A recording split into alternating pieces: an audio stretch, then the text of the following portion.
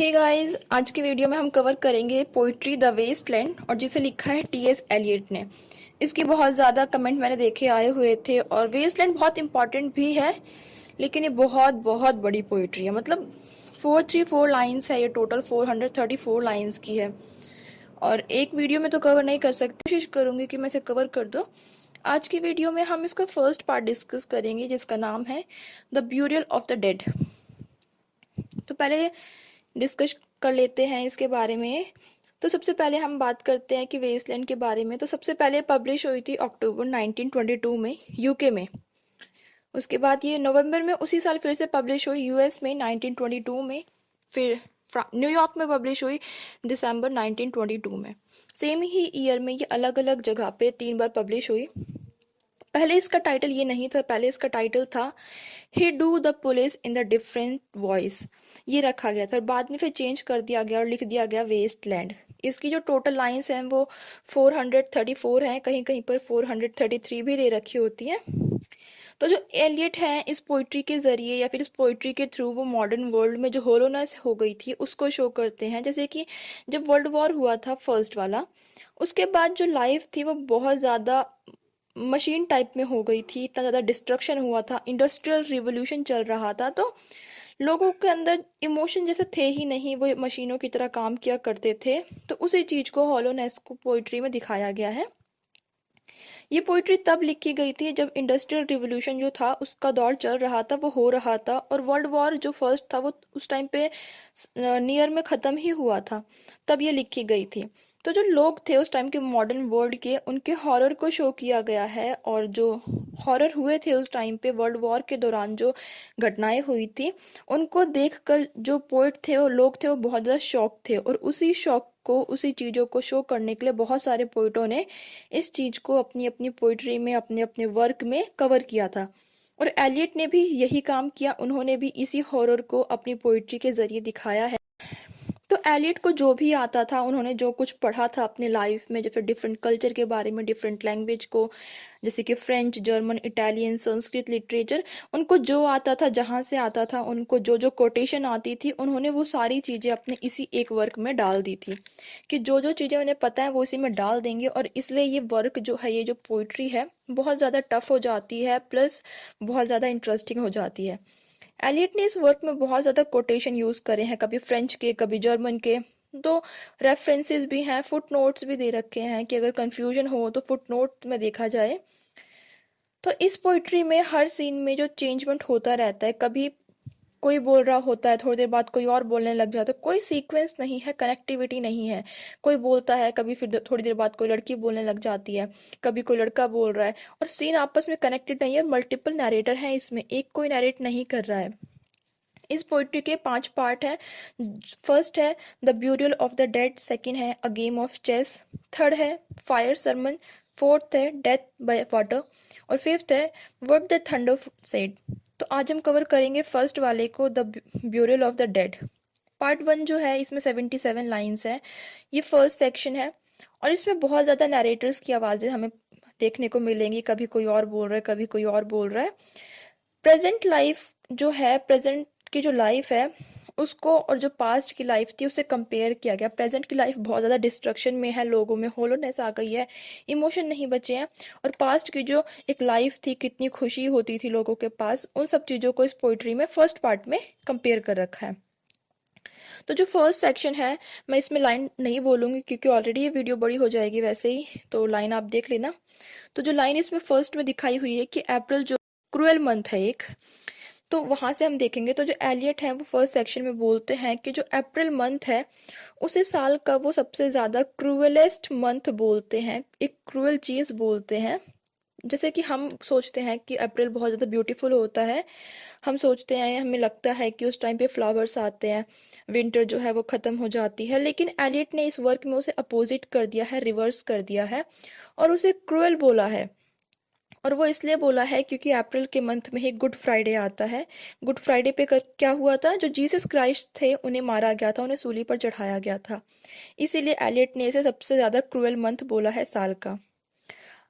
अब जो अप्रैल है, अप्रैल में ग्रीनरी हो जाती है, हरियाली आ जाती है, और जो लिलस नाम का एक फूल होता है वो होता है, वो उस डेड बेड मतलब कि जो विंटर के बाद जो मरी हुई ज़मीन होती है, जो ठंडियों में सूख जाती है, मर जाती है, वो जो लिलीज का फ्लावर है वो उसी में से निकलता है। उसमें से निकलता है उस मरी ज़मीन से और अपने आप को बढ़ाता है, ब्रीडिंग करता है, मतलब उसके बाद उसके और कुछ पौधे, तो इस तरीके से वो अपनी ब्रीडिंग को बढ़ाता है। और ये जो सीज़न है एलियट को याद दिलाता है उनके एक फ्रेंड के बारे में। और ये फ्रेंड कौन था? जो कि 1915 में वर्ल्ड वॉर वन हुआ था उसमें गए थे और उसमें मर गए थे, शहीद हो गए थे। तो ये मंथ उन्हें उसकी याद दिलाता है, ये मंथ उन्हें जीसस क्राइस्ट की मर्डर के बारे में याद दिलाता है, उन्हें सूली पर चढ़ा दिया गया था। तो ये जो मंथ है अप्रैल का, ये एलियट को उनकी मेमोरीज को याद दिलाता है। और साथ ही साथ वो ये ले आता है कि जो एलियट का अपने दोस्त के लिए प्यार था, वो उस प्यार को भी दोबारा से जगा देता है। और जब ये स्प्रिंग आती है, जब बरसात शुरू हो जाती है, बारिश होती है, तो एलियट के अंदर भी जो डल चीज़ें थी, जो डल रूट्स हैं उनके पास्ट की, वो रूट्स जो है वो फिर से एक्टिव हो जाती हैं। और इसीलिए इन्होंने इस मंथ को एक क्रूअल मंथ बोला है। पास्ट की मेमोरीज जो है वो प्रेजेंट में आकर उन्हें दर्द देती हैं। अब आगे जो लाइंस दिखाई हुई हैं, जैसे कि विंटर से लेकर, जो कि फिफ्थ लाइन है, और उसके बाद जो लाइन है जैसे कि विंटर से लेके, तो इसमें एलियट बोलते हैं कि ये जो ड्राइड ट्यूबर्स बोला गया है। ड्राइड ट्यूबर्स क्या होते हैं? जो छोटे छोटे पेड़ होते हैं, उनकी जो जड़ें होती हैं ज़मीन के नीचे विंटर्स में दब जाती है और वो पेड़ सूख जाते हैं। तो एलियट बोलते हैं कि विंटर का सीज़न उन्हें गर्म रखता है। उन्होंने कहा अप्रैल उन्हें दर्द देता है, लेकिन विंटर का सीज़न उन्हें गर्म रखता है, क्योंकि इस टाइम पे जो लैंड है, जो ज़मीन है, वो बर्फ़ से ढक जाती है। और साथ ही साथ ज़मीन तो ढकती ही है, साथ ही साथ जो उनका पास्ट है, पास्ट की जो मेमोरीज़ हैं जो उन्हें दर्द देती हैं, क्योंकि अब हॉलोनेस हो गई है, वर्ल्ड वॉर वन हुआ है, बहुत ज़्यादा डिस्ट्रक्शन हुआ है। तो पास्ट की मेमोरीज़ जो हैं वो उन्हें दर्द देती थी, लेकिन ठंड की वजह से, ठंड के मौसम में बर्फ़ पड़ जाती है और वो बर्फ़ इनकी मेमोरीज़ पर भी पड़ती है। और ये जो विंटर है वो उन सभी मेमोरीज को दबा देती है। सर्दी इतनी ज़्यादा होती है कि जो बॉडी और जो ब्रेन है वो नम हो जाते हैं, और इतने ज़्यादा नम हो जाते हैं कि जो लोग हैं वो पास्ट के बारे में थोड़ी देर के लिए भूल जाते हैं, वो प्रेजेंट में ही रहते हैं, अपने आप को गर्म करते हैं। तो जो मॉडर्न वर्ल्ड के लोग थे, ये जो लोग हैं, ये दिखाई तो देखते हैं कि वो जिंदा है, अलाइव है, लेकिन अंदर से वो सब मर चुके हैं। इसमें मॉडर्न वर्ल्ड को क्रिटिसाइज किया गया बार बार। तो ये जो लोग हैं वो विंटर सीजन को ज़्यादा प्रेफर करते हैं, क्योंकि वो अपने जो ग्लोरियस पास्ट था उनका, उसको थोड़े टाइम के लिए भूल जाते हैं, प्रेजेंट में ही रहते हैं। अब जो लाइन नंबर 8 से 11 तक की है, इसमें जो नरेटर है उनकी आवाज़ शिफ्ट हो जाती है। अब तक वो एलियट अपनी बता रहे थे, अब जो आवाज़ है वो शिफ्ट हो जाती है, और यहाँ पे कोई मैरी है, उनकी आवाज़ आती है। अब जो नरेटर की आवाज़ है वो शिफ्ट हो गई है, और अब जो लड़की बोल रही है, फीमेल, उसका नाम है मैरी। मैरी इन लाइन्स के थ्रू अपने बारे में बताती हैं, अपने एक्सपीरियंसेस के बारे में बताती हैं। जब वो अपने ग्रुप के साथ एक बार कहीं पे घूमने गई थी, और वो टाइम था अगस्त का 1911 में, जब वो बर्जरी में अपने दोस्तों के साथ घूमने गई थी एक झील पर। जब वो झील साइड में गई थी, तब वहाँ पर उनकी मुलाकात एलियट से भी होती है, वो उनसे मिलती हैं। ये जो स्ट्रैंड बर्जरी है, ये जर्मन में एक जगह है, लेक है। तो जो मैरी है वो बोलती है कि जब वो घूमने गई थी, बोटिंग कर रही थी, उस टाइम पे जो समर था, उन सब उसने आकर लोगों को सरप्राइज कर दिया सडनली से। सडनली जब वो बोटिंग कर रहे थे अपने ग्रुप के साथ वो सारे, तो सडनली बारिश होने लगी और वो सब भीग गए थे। उसके बाद वो वहाँ से निकलते हैं और कॉलोनेड में जाके रुक जाते हैं। कॉलोनेड क्या होता है? जो पिलर टाइप में बने होते हैं बड़े बड़े, तो वहाँ पे वो जाकर रुक जाते हैं ताकि वहाँ पे उन्हें बारिश ना लगे। और जब सूरज की किरणें निकलती हैं, सनलाइट आती है, तो वो सारे वहाँ से निकलते हैं और हॉफ गार्डन में जाते हैं। हॉफ गार्डन एक पार्क है या फिर गार्डन है, वहाँ पर जाते हैं, कॉफ़ी पीते हैं और 1 घंटे तक वहाँ पर बातचीत करते हैं। अब जो वर्ल्ड वॉर वन था, इसमें क्या बताया कि जो वर्ल्ड वॉर वन था उससे पहले सब कुछ कितना अच्छा था, लोग आराम से जाते थे, घूमा करते थे। लेकिन जो प्रेजेंट का टाइम है वो कैसा है? वो बिल्कुल भी अच्छा नहीं है, लोग खुश नहीं हैं, उनके अंदर कोई इमोशन नहीं बचे हैं। अब जो लाइन नंबर 12 के आसपास से बात करते हैं। अब जो लाइन नंबर 12 है वो जर्मन में लिखी गई है, और इसमें जो मैरी हैं वो बताती हैं कि वो I am certainly no Russian, I came from लिथुआनिस।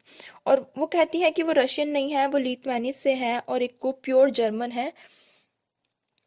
आगे जो लाइन है 13 से 18 तक में, यहाँ से जो मैरी है अब तक जो हमने नैरेटर की बात करी उसमें मैरी अपने पास्ट की बता रही हैं या फिर जो कैसे खुश रहा करती थी, तो आगे जो एलियट है वो बताते हैं काउंटेस मैरी लियोस के बारे में। उनकी ऑटोबायोग्राफी से इसे लिया गया है क्योंकि उन्होंने जितना भी पढ़ा था अपनी लाइफ में वो सब उन्होंने वेस्टलैंड में यूज़ कर लिया।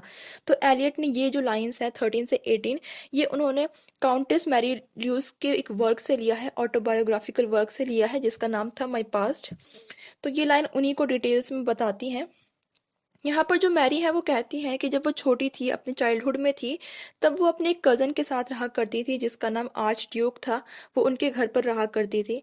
तब एक दिन जो उनका कज़न है वो उन्हें स्लेड पर ले गया, मतलब जो स्नो पर जो सवारियाँ होती हैं उनकी सवारी पर ले गया। और तब जब वो वहाँ पर गई तो जो मैरी थी वो बहुत ज़्यादा डर गई थी, फ्राइटन हो गई थी। तो उनके कज़न ने उन्हें बोला, मैरी मैरी, फिर ज़ोर से थाम के रखो, जो जिस पे वो बैठी हुई थी जिस सवारी पर, उसे टाइटली उसे पकड़ के रखो। और उसके बाद वो सब पहाड़ों के नीचे चले गए, माउंटेन्स के नीचे चले गए। और वहाँ पर जाने के बाद मैरी ने खुद को बहुत ज़्यादा फ्री पाया, आज़ाद पाया। इन्होंने पास्ट की बात करी। अब सडनली लाइन नंबर 18 में क्या होता है, वो प्रेजेंट में आ जाती हैं, प्रेजेंट स्टेट में आ जाती हैं और वो बोलती हैं कि अब उसका टाइम कैसे बीतता है। पहले तो वो बहुत खुश थे लेकिन अब उनका टाइम क्या है, मैक्सिमम टाइम उनका रात में बुक्स पढ़ते हुए बीतता है ताकि वो बोर ना हो। और विंटर्स जब आती हैं तो वो साउथ की साइड चली जाती हैं खुद को गर्म रखने के लिए। तो ये लाइंस जो हैं वो प्रेजेंट करती हैं कि जो पास्ट की लाइफ थी वो सिंपल लाइफ थी, प्रेजेंट की लाइफ डल है, बोरिंग है, उसमें कोई इमोशन नहीं है, लोग मशीन की तरह काम